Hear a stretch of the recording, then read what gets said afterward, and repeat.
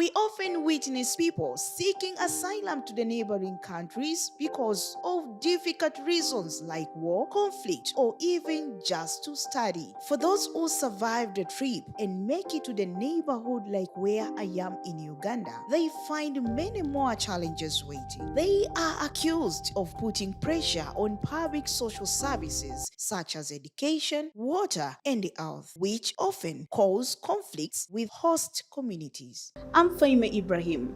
For a long time, film has been the form of communication whereby writers, filmmakers, artists, they get to tell their story within film. Also, they display their ideas through film. Refugees struggle to find employment, end up in vices like prostitution, drug abuse, and joblessness, and so many social evils. This youth group uses film as a change maker in the community through facilitated film screening, which provides space for young people to find solution for their own problem instead of looking for whom to blame. It also empowers young people to be responsible and self-reliant. We've been able to train our young people in this same activity of facilitated film screening.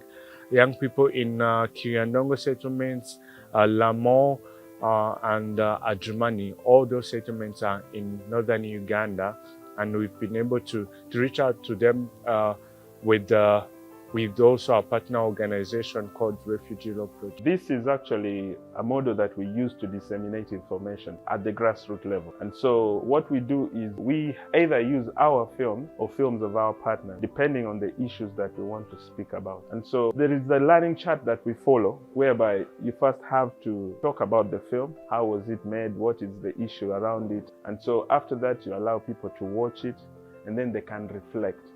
So our work in facilitated film screening is about moderating.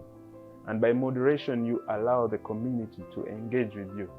So it's more of a bottom-up approach that we use to try and engage and develop and make sure we can generate data, which is normally organic. For every challenge, there must be solution. Shalom, the leader of Rendezvous Youth Group here in Uganda, mentioned some of the challenges they face before starting the organization. Education, because most of them, they come when they are still pursuing their degrees. Others, they are still in high school. They're still in education. But all of a sudden coming here, maybe they no longer have the same financial means for them to keep working towards their education. And also others, they have those issues of changing systems. Back at your country, you were learning in French, others were learning in Arabic. So coming now in Uganda in English system, it's a bit challenging. And also others face a challenge of documents. One, the war just happened and then you had to run. You didn't take time to come with your documents. You lose your documents. Others, not only documents, even those ones who have them, for them to be translated into Ugandan way, it's also still a challenge. Where young people are, strength and unity will lure and bring development in the world. After creating awareness within the community with the different activities, here are some biggest achievements. Got opportunities of moving around Uganda, around Kampala, attending different conferences. Rendezvous, first of all, connected me to people, taught me about different things. I remember that those things of film screening, I learned them from. Those things of gender-based violence, I didn't know anything. I remember in 2016-17, we had some people from South Africa, from STEPS. They came and trained us on how to use film as a tool for social change. There is a lot of things that we did in Rendezvous, especially we could act. Then we moved to some kind of maybe villages or communities. We show these movies to people with the intention of maybe creating awareness about something.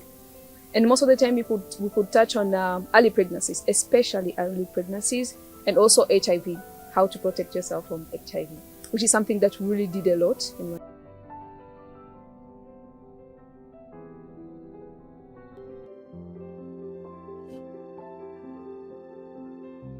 in order to create employment through their talents like film screening. Rendezvous is using the same films to sensitize fellow refugees about the dangers of the social evils.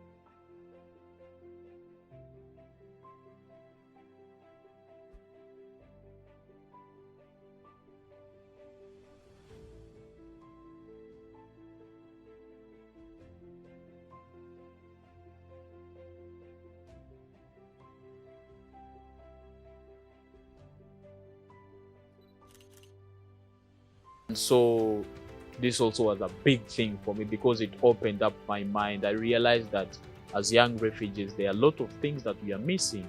So I get to learn about sexual reproductive health and rights, behavior change communication, and livelihood, and so many other things. And so from this, with also the skills that I had of filmmaking, which I got way back when I was still joining Rendezvous. So through the skills that I had, I was given an opportunity to use the skills from Richer Hand Uganda because they saw potential in me. They realized that I had skills. That's where currently I'm working as a communications assistant. My advice to fellow young refugees is one, believe in yourself. Refugees have potential. Refugees are skilled. They are educated, and just give them a chance to do anything that they want to do. Don't discriminate them. Don't deny them opportunities because of their statuses, because a refugee is only a status. It's a status only. It's not even written in my face that I'm a refugee. Young people is to come out of their boxes, because you can't know anything when you are still at your home. Yes, your father or your mother can still be possible to provide for you, but I think if you don't get network or you get connected to People don't like me talking about this, but I like talking about it for sure. When you die, on your funeral, what do you want people to say? Who were you? What kind of sister or brother or friends? What kind of mother or father were you? If you answer this question, you will have a clear path to take in your life.